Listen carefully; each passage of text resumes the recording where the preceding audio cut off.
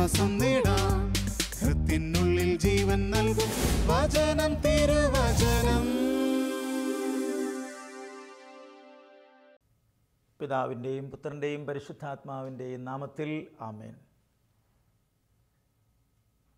ശാലോം ടെലിവിഷനിലൂടെ തിരുവചനം ശ്രവിക്കുന്ന നിങ്ങളെല്ലാവരെയും ദൈവം സമൃദ്ധമായി അനുഗ്രഹിക്കട്ടെ എന്ന് ഞാൻ പ്രാർത്ഥിക്കുന്നു.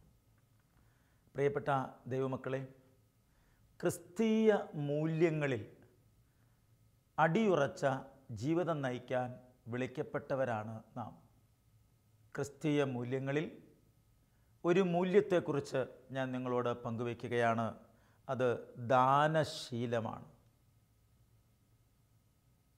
ദാനം ചെയ്യാനുള്ള ഒരു വിളി ദൈവം നമ്മിൽ നിക്ഷേപിച്ചിട്ടുണ്ട്. ബൈബിളിൽ പിതാവായ ദൈവം ദാനം ചെയ്തവനാണ്. പിതാവ് ആരെയാണ് ദാനം ചെയ്യുന്നത്? പിതാവ് എന്താണ് ദാനം ചെയ്യുന്നത്?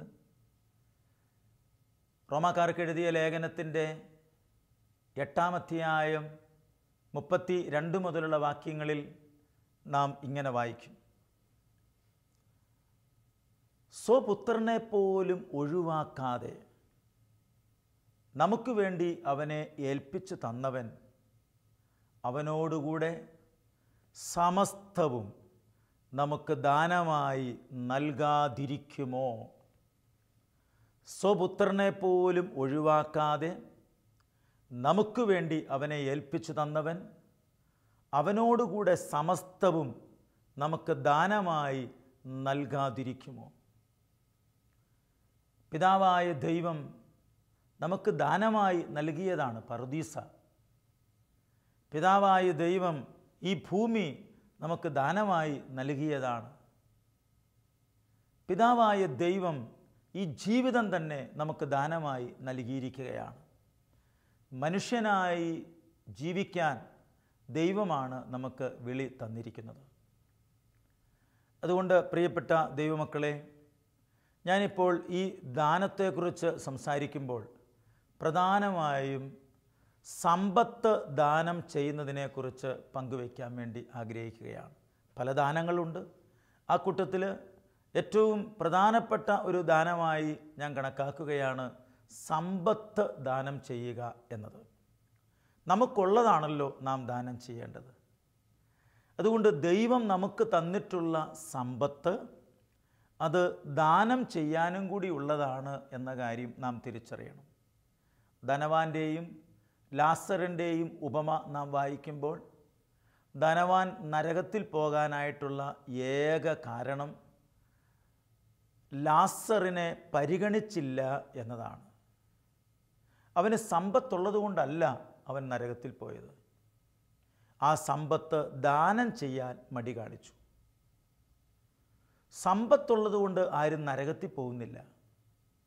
ആ സമ്പത്ത് ദാനം ചെയ്യാൻ മടി കാണിച്ചാൽ അത് സ്വർഗപ്രവേശനത്തിന് തടസ്സമായി നിൽക്കും എന്ന് ധനവാന്റെയും ലാസറിൻ്റെയും ഉപമ നമ്മളെ പഠിപ്പിക്കുകയാണ്.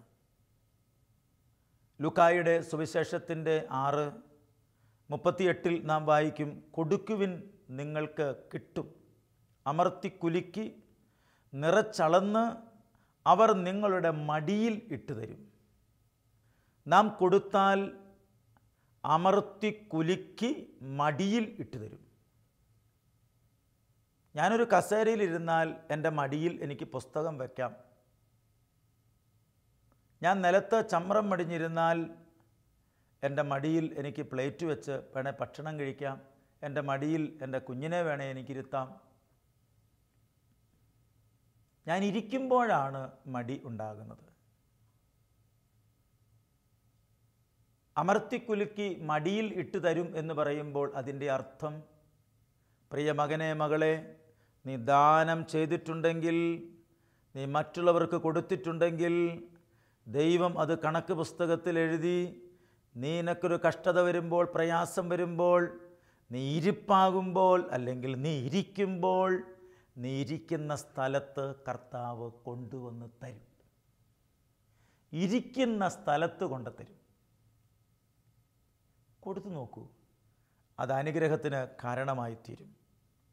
ലൂക്കായുടെ സുവിശേഷത്തിൻ്റെ 11:41 നിങ്ങൾക്കുള്ളവ ദാനം ചെയ്യുവിൻ എന്ന തിരുവചനം നമ്മളെ ഓർപ്പിക്കുകയാണ്. നിങ്ങൾക്കുള്ളവ നിങ്ങൾ ദാനം ചെയ്യുവിൻ.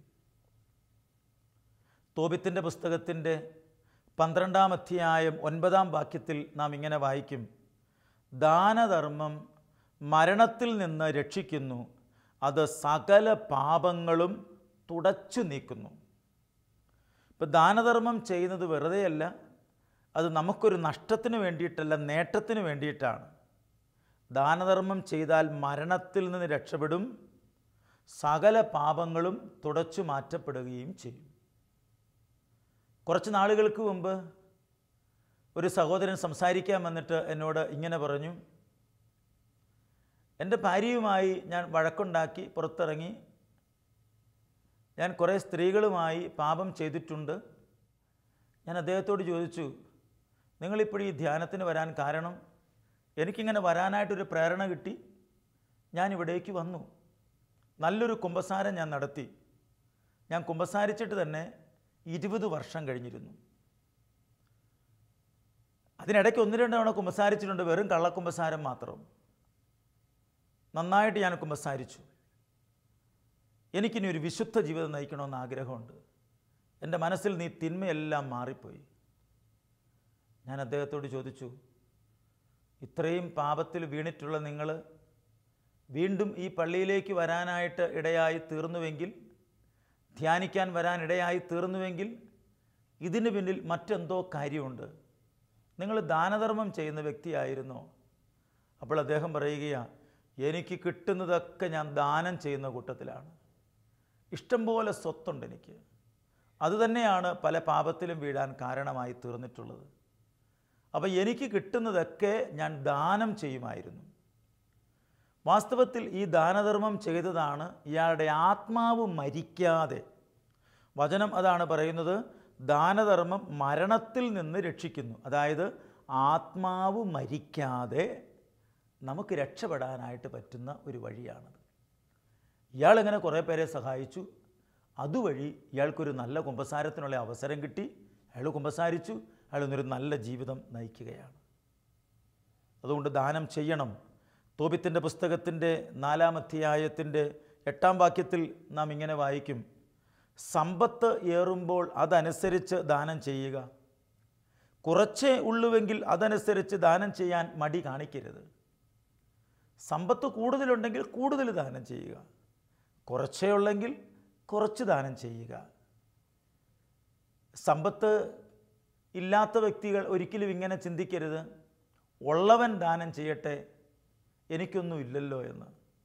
ഉള്ളവൻ ദാനം ചെയ്യട്ടെ എന്നതല്ല, ഉള്ളത് ദാനം ചെയ്യുക എന്നതാണ്. ഉള്ളവനല്ല, ഉള്ളത് ദാനം ചെയ്യുക, ഉള്ളത് ദൈവത്തിന് കൊടുക്കുക. അപ്പോൾ ദൈവം നമ്മുടെ ജീവിതത്തിൽ കടന്നു വന്ന് അനുഗ്രഹം വർഷിക്കുക തന്നെ ചെയ്യും. 2 കൊരിന്തോസ് 9-ാം അധ്യായത്തിൻ്റെ 7-ാം വാക്യത്തിൽ നാം ഇങ്ങനെ വായിക്കും, സന്തോഷപൂർവം നൽകുന്നവനെയാണ് ദൈവം സ്നേഹിക്കുന്നത്.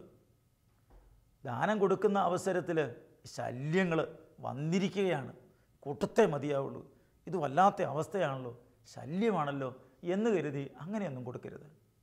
കൊടുക്കുമ്പോൾ സന്തോഷത്തോടെ കൊടുക്കുക. ഏതായാലും നിങ്ങൾ കൊടുക്കുന്നുണ്ട്, എന്നാലിത് സന്തോഷത്തോടു കൂടി കൊടുക്കാനായിട്ട് തയ്യാറാവുക. അവർക്കൊരു ഭാരം തോന്നരുത് നമ്മൾ കൊടുക്കുമ്പോൾ. പ്രിയപ്പെട്ട ദൈവമക്കളെ, വിശുദ്ധ വിൻസെൻ്റ് ഡി പോൾ പാവങ്ങളുടെ പക്ഷത്ത് നിൽക്കുന്ന വ്യക്തിയാണ്. അങ്ങനെ വിശുദ്ധ വിൻസെൻ്റ് ഡി പോൾ പറയുന്ന ഒരു വാക്കുണ്ട്, നിങ്ങളിൽ നിന്ന് ദാനം സ്വീകരിക്കുന്ന വ്യക്തികൾ ഒരിക്കലും ഇങ്ങനെ പറയാനിടയായി തീരരുത്, കഷ്ടമായല്ലോ, ഇവരുടെ നിന്ന് ദാനം വാങ്ങിച്ചു പോയല്ലോ എന്ന് പറയാൻ ഇടയാകരുത്. ഇവരിൽ നിന്ന് ദാനം വാങ്ങിക്കാൻ പോയത് കഷ്ടമായല്ലോ എന്ന് അവർക്ക് തോന്നരുത്. അതൊരനുഗ്രഹമായി അവർക്ക് തിരിച്ചറിയണം. ദാനം ചെയ്തിട്ട് പറയുന്ന ചില വാക്കുകളും പ്രവൃത്തികളും അവരുടെ സ്വഭാവവുമൊക്കെയാണ് ദരിദ്രനെ കൊണ്ട്, പാവപ്പെട്ടവനെ കൊണ്ട് അങ്ങനെ പറയിപ്പിക്കുന്നത്. പ്രഭാഷകൻ്റെ പുസ്തകം 35:2 നാം ഇങ്ങനെ വായിക്കും, ഭിക്ഷ കൊടുക്കുന്നവൻ കൃതജ്ഞതാ ബലി അർപ്പിക്കുന്നു, നന്ദിയുടെ ബലി അർപ്പിക്കുന്നു. ഭിക്ഷ കൊടുക്കുന്നവൻ നന്ദിയുടെ ബലി അർപ്പിക്കുകയാണ്. അതായത്, ദൈവമേ, നീ എനിക്ക് തന്നല്ലോ, അതുകൊണ്ട് ഞാൻ നൽകുന്നു. ദൈവമേ, നീ എനിക്ക് തന്നതുകൊണ്ടാണല്ലോ എനിക്ക് കൊടുക്കാനായിട്ട് സാധിക്കുന്നത്. ദൈവമേ, നീ എനിക്ക് സമ്പത്ത് തന്നിട്ടുണ്ട്, അവർക്ക് സമ്പത്തില്ല. ഓരോരുത്തർക്കും ഓരോ അനുഗ്രഹങ്ങളല്ലേ ദൈവം കൊടുത്തിരിക്കുന്നത്. അപ്പോൾ പ്രിയപ്പെട്ട ദൈവമക്കളെ, അത് കൊടുക്കുന്നത് വഴി അവരന് അനുഗ്രഹം ലഭിക്കുകയാണ്.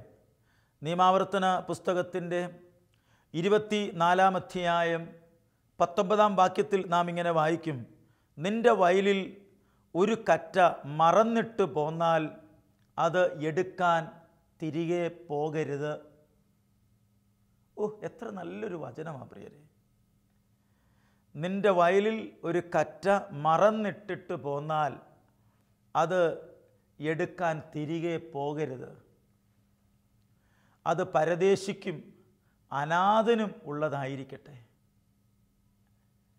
കർത്താവ് പഴയ നിയമത്തിൽ പറയുന്നൊരു കാര്യമുണ്ട്, യഹൂദന്മാരോട് പറയുന്നൊരു വാക്കുണ്ട്, കൊയ്യുമ്പോൾ നിങ്ങൾ അതിർത്തി തീർത്ത് കൊയ്യരുത്, മുന്തിരി പറിക്കുമ്പോൾ കാല പെറുക്കരുത്. അത് പരദേശിക്കും അനാഥനും പാവപ്പെട്ടവനും ഉള്ളതാണ്. ഹൈറേഞ്ച് മേഖലകളിലൊക്കെ പല സ്ഥലങ്ങളിലൊക്കെ ഈ കുരുമുളക് താഴെ വീഴുമ്പോൾ അതിൻ്റെ ചുവട്ടിൽ ചാക്കിട്ടിട്ട് പാവപ്പെട്ട മനുഷ്യർ അത് പറക്കിക്കൊണ്ടുപോയി അതുകൊണ്ട് അരി മേടിച്ച് കഴിയുമായിരുന്നു. ചില സ്ഥലങ്ങളിൽ കൊഴിഞ്ഞു വീഴുന്ന തേങ്ങ പാവപ്പെട്ട മനുഷ്യരോട് എടുത്തുകൊണ്ട് പോകാനായിട്ട് ചിലർ പറയുന്നു. അത് എടുത്തുകൊണ്ട് പോയി പാവപ്പെട്ട മനുഷ്യൻ ജീവിക്കുന്നു. എനിക്ക് പരിചയമുണ്ട്. എൻ്റെ നാട്ടിൽ ഒരാൾ രാവിലെ ഒരു വലിയ കുട്ടകത്തിനകത്ത് ആഹാരം ഉണ്ടാക്കി കഞ്ഞി വെച്ച് കുറച്ച് കറിയും വെച്ച് വീടിൻ്റെ തൊട്ടടുത്ത് ഒരു ഷെഡ് പോലെ പണിതിട്ട് അവിടെ വെച്ചിരിക്കുകയാണ്. രാവിലെയും ഉച്ചയ്ക്കും വൈകുന്നേരവും ആ വഴിയെ പോകുന്ന പാവപ്പെട്ട മനുഷ്യർ അവിടെ വന്ന് ഈ കഞ്ഞി കോരി കുടിക്കുന്നു, ചിലർ പാത്രത്തിൽ കൊണ്ടുപോകുന്നു. ഞാനീ പറഞ്ഞ ഈ മനുഷ്യൻ മരിക്കുന്നോടം വരെ അങ്ങനെ ചെയ്തിരുന്നു. അതിനുശേഷം ഇപ്പോഴവിടെ അങ്ങനെ ഉണ്ടോ എന്ന് എനിക്ക് അറിയാൻ പാടില്ല. പ്രിയപ്പെട്ട ദൈവമക്കളെ, കൊടുക്കുക അത് അനുഗ്രഹത്തിന് കാരണമായി തീരുകയാണ്. അതുകൊണ്ട് കറ്റ മറന്നിട്ടിട്ട് പോയാൽ അത് എടുക്കാൻ വേണ്ടി പോകരുത്. ലൂക്കായുടെ സുവിശേഷത്തിൻ്റെ 3-ാം അധ്യായം 11-ാം വാക്യത്തിൽ നാം ഇങ്ങനെ വായിക്കും, 2 ഉടുപ്പുള്ളവൻ 1 ഇല്ലാത്തവന് കൊടുക്കട്ടെ, ഭക്ഷണമുള്ളവനും അങ്ങനെ തന്നെ ചെയ്യട്ടെ. നിങ്ങൾക്ക് 2 ഉടുപ്പുണ്ടോ എന്ന് പറഞ്ഞാൽ ഇപ്പോൾ നിങ്ങൾ ഉപയോഗിക്കുന്ന ഉടുപ്പും അതല്ലാതെ മറ്റൊരു ഉടുപ്പും കൂടിയുണ്ടോ? നിങ്ങൾക്കുണ്ടെങ്കിൽ കൊടുക്കണം എന്നാണ് അതിൻ്റെ അർത്ഥം.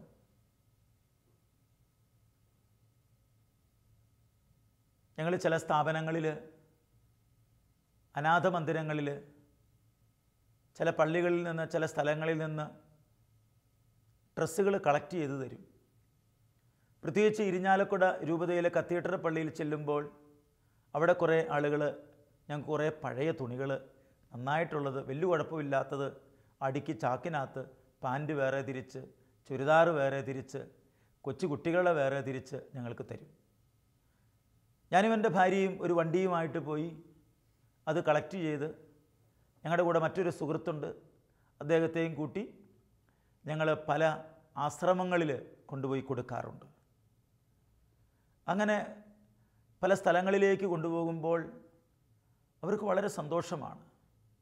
ഞങ്ങളത് ഏൽപ്പിച്ചിട്ട് പോരുന്നതേ ഉള്ളൂ. ആരാണ് അവർക്ക് തരുന്നതെന്ന് ആ കുട്ടികൾക്ക് പോലും അറിയാൻ പാടില്ല. ഞങ്ങൾ ആ അധികാരികളെ ഏൽപ്പിച്ച്, അവരെ നോക്കുന്നവരെ ഏൽപ്പിച്ചിട്ട് ഞങ്ങൾ തിരിച്ചു പോരുകയാണ് ചെയ്യുക.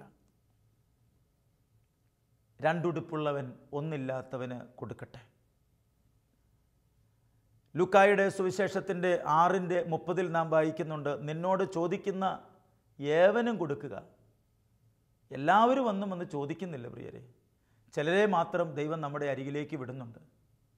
അവർക്ക് നമ്മൾ കൊടുക്കണം. അങ്ങനെ കൊടുക്കുമ്പോൾ അത് അനുഗ്രഹമായി തീരുകയാണ്. ലൂക്കായുടെ സുവിശേഷത്തിൻ്റെ 12-ാം അധ്യായത്തിൽ കർത്താവ് ഇപ്രകാരം പറയുന്നുണ്ട്, നിങ്ങളുടെ സമ്പത്ത് വിറ്റ് ദാനം ചെയ്യുവിൻ. സമ്പത്ത് വിറ്റ് ദാനം ചെയ്യുവിൻ. ബഹുമാനപ്പെട്ട ജോർജ് കുറ്റിക്കലച്ചൻ ഭിക്ഷാടകർക്ക് വേണ്ടി പ്രവർത്തിച്ച് FBA എന്ന പേരിൽ ഒരു സംഘടന രൂപപ്പെടുത്തി ആകാശപ്പറവകളുടെ കൂട്ടുകാർ എന്ന പേരിൽ ഇന്ന് കേരളത്തിനും കേരളത്തിന് വെളിയിലും പല സ്ഥലങ്ങളിലും ഈ സ്ഥാപനങ്ങളുണ്ട്. ദാരിദ്ര്യത്തെക്കുറിച്ചും സമ്പത്തിനെക്കുറിച്ചും ഇല്ലായ്മയെക്കുറിച്ചും ഒക്കെ പ്രസംഗിച്ചപ്പോൾ മഹാസമ്പന്നനായ ഒരു മനുഷ്യൻ്റെ പറമ്പിൻ്റെ അതിർത്തിയിൽ ഒരു 10 സെൻറ്റ് ഭൂമിയിൽ ഒരാൾ താമസിക്കുകയാണ്. അച്ഛൻ്റെ ക്ലാസ് കേട്ട് കഴിഞ്ഞപ്പോൾ ഇയാൾ തീരുമാനിച്ചു, ഞാൻ ഇത്രയും കാലം സമൃദ്ധിയിൽ ജീവിച്ച വ്യക്തിയാണ്, എൻ്റെ വീട് ഞാൻ ആ പാവപ്പെട്ടവർക്ക് കൊടുക്കും, എന്നിട്ട് ആ പാവപ്പെട്ടവൻ്റെ വീട്ടിൽ ഞാൻ പോയി താമസിക്കും. അയാൾ അങ്ങനെ ചെയ്തു. അയാളുടെ വീട്ടുകാരും അങ്ങനെ ചെയ്തു. ആ മക്കളൊക്കെ അവിടെ നിന്നുകൊണ്ട് പഠിച്ച് വിദേശത്തെത്തിയിരിക്കുന്നു ഇപ്പോഴവർ. എന്തുകൊണ്ടാണ് അങ്ങനെ ചെയ്യാൻ സാധിക്കുന്നത്? ബുദ്ധിക്കും അപ്പുറമായ ഒരു പ്രവൃത്തിയല്ലേ അത്? തനി പോഷത്വമാണെന്ന് നമുക്ക് തോന്നുകയില്ലേ? ഈശോ കാലിത്തൊഴുത്തിൽ ജനിച്ചത് പോഷത്വമാണോ? അവൻ ദരിദ്രനായി വളർന്നത് പോഷത്വമാണോ? മറ്റൊരുവൻ്റെ കല്ലറയിൽ അടക്കപ്പെടേണ്ടതായിട്ട് വന്നത് പോഷത്വമാണോ? അങ്ങനെയാണെങ്കിൽ ഇതും പോഷത്വമാണെന്ന് പറയേണ്ടതായിട്ട് വരും. സ്വന്തം വസ്ത്രം പോലും ഊരിക്കൊടുത്ത് അപ്പൻ്റെ കയ്യിൽ സമ്മാനിച്ചിട്ട് നഗ്നനായി ഇറങ്ങിപ്പോന്ന ഫ്രാൻസിസ് അസീസി, അത് പോഷത്വമാണോ? അതല്ലേ രണ്ടാം ക്രിസ്തുവായി മാറിയത്? നമ്മുടെ ഇപ്പോഴത്തെ ചില മണ്ടത്തരങ്ങളെല്ലാമാണ് പിന്നീട് പുണ്യമായി മാറുന്നത്. ഇപ്പോഴത്തെ പോഷത്തരങ്ങളൊക്കെയാണ് പുണ്യമായിത്തീരുന്നത്. അതുകൊണ്ട് പ്രിയപ്പെട്ട ദൈവമക്കളെ, കർത്താവ് നമ്മുടെ ജീവിതത്തിലേക്ക് കടന്നു വരുമ്പോൾ നമുക്കും ദാനം ചെയ്യാനുള്ള ഒരു മനസ്സ് ഉണ്ടാവുകയാണ്. നിന്നോട് ചോദിക്കുന്ന ഏവനും കൊടുക്കുക. ലൂക്കായുടെ സുവിശേഷത്തിൻ്റെ 12:33 നിങ്ങളുടെ സമ്പത്ത് വിറ്റ് ദാനം ചെയ്യാനായിട്ട് പറയുമ്പോൾ, വിറ്റ് ദാനം ചെയ്യാനായിട്ട് കർത്താവ് ഏത് രീതിയിലാണ് ആവശ്യപ്പെടുന്നത്? ചിലരോട് ആ രീതിയിലായിരിക്കാം പറയുന്നത്, വേറെ ചിലരോട് വേറൊരു രീതിയിലായിരിക്കാം പറയുന്നത്. അപ്പം അതുകൊണ്ട് ഓരോരുത്തർക്കും കിട്ടിയ വിളി അനുസരിച്ചാണ് അവർ പെരുമാറേണ്ടത്, പ്രവർത്തിക്കേണ്ടത്. രഹസ്യമായി ദാനം ചെയ്യണം എന്ന് കർത്താവ് ആവശ്യപ്പെടുന്നുണ്ട്. മത്തായിയുടെ സുവിശേഷത്തിൻ്റെ 6-ാം അധ്യായം 2-ാം വാക്യത്തിൽ നാം ഇങ്ങനെ വായിക്കും, നീ ഭിക്ഷ കൊടുക്കുമ്പോൾ നിൻ്റെ മുമ്പിൽ കാഹളം മുഴക്കരുത്. നീ ദാനധർമ്മം ചെയ്യുമ്പോൾ അത് രഹസ്യമായിരിക്കേണ്ടതിന് നിൻ്റെ വലതു കൈ ചെയ്യുന്നത് ഇടതു കൈ അറിയാതിരിക്കട്ടെ. ഭർത്താവ് അറിയാതെ ഭാര്യ നന്മ ചെയ്യുന്നത് എനിക്കറിയാം. ഭാര്യ അറിയാതെ ഭർത്താവ് നന്മ ചെയ്യുന്നത് എനിക്കറിയാം. അപ്പനും അമ്മയും അറിയാതെ മക്കൾ നന്മ ചെയ്യുന്നത് എനിക്കറിയാം. അവർക്കൊക്കെ പോക്കറ്റ് മണിയായി കൊടുക്കുന്ന പണമൊക്കെ സൂക്ഷിച്ചു വെച്ച് അത് പാവപ്പെട്ട മനുഷ്യർക്ക്, ദരിദ്രർക്ക് കൊടുക്കുന്ന വ്യക്തികൾ. ഭാര്യ ആടിനെയും കോഴിയെയും ഒക്കെ വളർത്തി മുട്ടയും പാലുമൊക്കെ കൊടുത്ത് ആ കാശ് സൂക്ഷിച്ചു വെച്ച് അത് പാവപ്പെട്ടവർക്ക് കൊടുക്കാൻ ആനന്ദിക്കുന്ന വ്യക്തികൾ. അങ്ങനെ ചെയ്യാനായിട്ട് അനുവദിക്കുന്ന ഭർത്താക്കന്മാർ, അനുവദിക്കുന്ന ഭാര്യമാർ.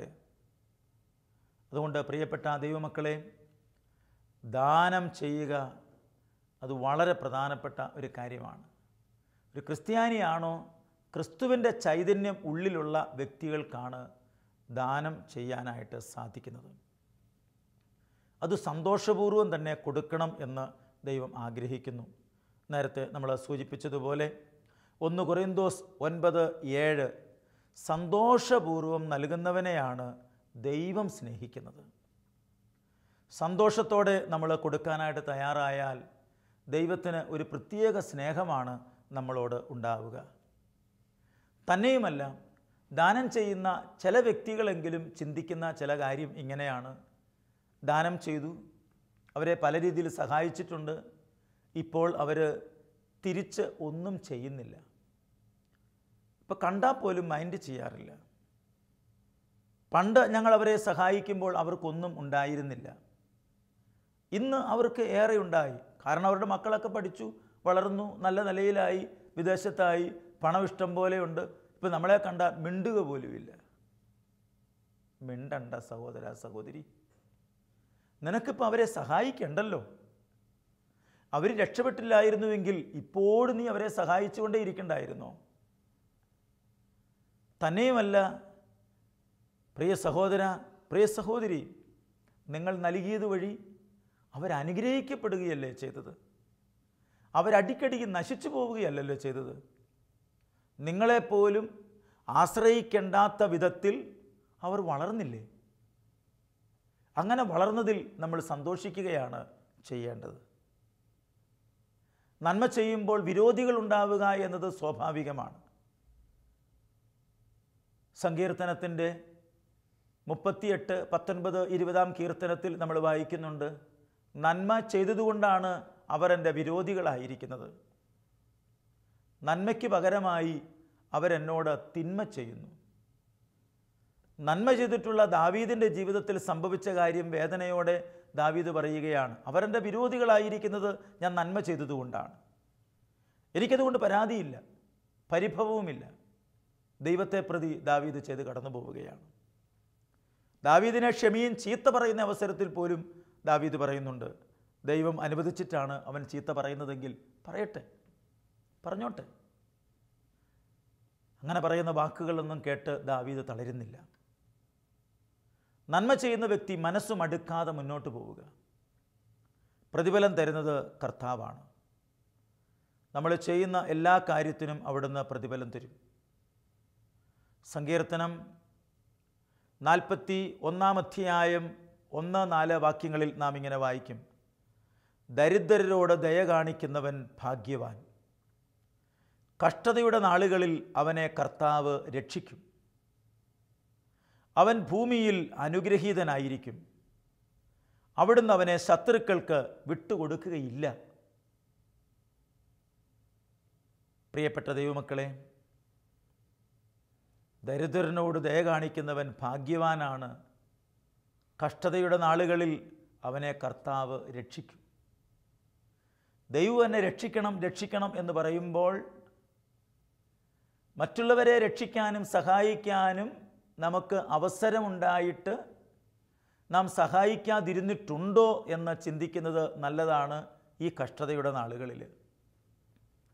അങ്ങനെയാണെങ്കിൽ ദൈവത്തോട് നമ്മൾ പറയേണ്ട ഒരു കാര്യമുണ്ട്, ദൈവമേ, ശേഷിച്ച എൻ്റെ നാളുകളിൽ ഞാൻ പ്രയാസപ്പെടുന്നവരെയൊക്കെ സഹായിക്കും, അതുകൊണ്ട് മറ്റുള്ളവരെ സഹായിക്കാൻ തക്ക വിധത്തിൽ എന്നെ സമ്പന്നനാക്കണമേ എന്ന് നാം പ്രാർത്ഥിക്കണം. ദാനധർമ്മത്തെ ദൈവം വിലമതിക്കുന്നുണ്ട്. പ്രഭാഷകൻ്റെ പുസ്തകത്തിൻ്റെ 17:22 നാം വായിക്കും, മനുഷ്യൻ്റെ ദാനധർമ്മത്തെ മുദ്രമോതിരത്തെ എന്നതുപോലെ കർത്താവ് വിലമതിക്കുന്നു. ചിലരൊക്കെ പ്രാർത്ഥിക്കാനായിട്ട് കടന്നു വരുമ്പോൾ അവരുടെ വിരലിലേക്ക് ഒരു മോതിരം ഇട്ട് കൊടുക്കുന്നതായി ദർശനം കാണാറുണ്ട്. ഇങ്ങനൊരു ദർശനം കാണുന്നുണ്ടല്ലോ എന്ന് പറയുമ്പോൾ, അതിനെക്കുറിച്ച് അറിയാൻ പാടില്ലല്ലോ. വാസ്തവത്തിൽ ദൈവം മുദ്രമോതിരം എന്നതുപോലെ കർത്താവ് ആ വ്യക്തിയെ വിലമതിക്കുന്നു എന്ന ഒരു സന്ദേശം, ഒരു ഓർമ്മപ്പെടുത്തൽ സംസാരിച്ചു വരുമ്പോൾ ആ വ്യക്തി ദാനശീലമുള്ള വ്യക്തിയായിരിക്കും. പ്രഭാഷകൻ്റെ പുസ്തകം 29:12 നാം വായിക്കും, ദാനധർമ്മം ആയിരിക്കട്ടെ നിൻ്റെ നിക്ഷേപം, എല്ലാ തിന്മകളിൽ നിന്ന് അത് നിന്നെ രക്ഷിക്കും. അതുകൊണ്ട് നമുക്ക് ഉള്ളത് പങ്കുവയ്ക്കാനുള്ള ഒരു മനസ്സ്. ക്രിസ്തു എല്ലാം പങ്കുവെച്ചവനാണ്. അവസാനത്തെ ഒരു തുള്ളി രക്തം പോലും പങ്കുവയ്ക്കാൻ മടി കാണിക്കാത്തവനാണ് നമ്മുടെ കർത്താവ്. എല്ലാം പങ്കുവെച്ചവൻ, ശരീരം പങ്കുവയ്ക്കുന്നു. ഇന്നും ഓരോ വിശുദ്ധ കുർബാനയിലും അവൻ്റെ ശരീരം പങ്കുവെച്ചു കൊണ്ടിരിക്കുകയാണ്, ദാനമായി നമുക്ക് തന്നുകൊണ്ടിരിക്കുകയാണ്. അങ്ങനെയാണെങ്കിൽ പ്രിയപ്പെട്ട ദൈവമക്കളെ, ഞാൻ യേശുവിൻ്റേതാണ്, ഞാൻ യേശുവിൻ്റെ ശിഷ്യനാണ്, ഞാൻ യേശുവിന് വേണ്ടി നിലകൊള്ളുന്നയാളാണ്. അതുകൊണ്ട് യേശുവിനെ പോലെ ആയിരിക്കാൻ നമുക്ക് ആഗ്രഹിക്കാം, നമുക്ക് ദാനം ചെയ്യുന്നതിൽ സന്തോഷിക്കാം. പ്രിയരെ, സങ്കീർത്തനം 37:26, അവൻ എല്ലായ്പ്പോഴും ഉദാരമായി ദാനം ചെയ്യുകയും വായ്പ കൊടുക്കുകയും ചെയ്യുന്നു, അവൻ്റെ സന്തതി അനുഗ്രഹത്തിന് കാരണമാകും. നമുക്ക് പ്രാർത്ഥിക്കാം, നമ്മൾ അനുഗ്രഹിക്കപ്പെടും, നമ്മുടെ തലമുറ അനുഗ്രഹിക്കപ്പെടും ദാനം ചെയ്യുന്നത് വഴിയായി. സ്നേഹമുള്ള പിതാവായ നല്ല ദൈവമേ, ദാനധർമ്മം പാപത്തിനുള്ള പരിഹാരമാണ്. ദാനധർമ്മത്തെ മോതിരത്തെ എന്നതുപോലെ വിലമതിക്കുകയാണ്. മോതിരം ആ വ്യക്തിയുടെ അധികാരത്തെ സൂചിപ്പിക്കുകയാണ്. മെത്രാൻ്റെ മോതിരം, മാർപ്പാപ്പയുടെ മോതിരം, ആ മോതിരത്തെ നാം ചുംബിക്കുന്നു, ആ മോതിരത്തെ നാം ബഹുമാനിക്കുന്നു, അധികാരത്തെ നാം ബഹുമാനിക്കുന്നു. ദാനധർമ്മം ചെയ്യുന്ന വ്യക്തിയെ അനേകരും മാനിക്കുന്നു. ദൈവസന്നിധിയിൽ അവർ വിലപ്പെട്ടവരായിത്തീരുന്നു.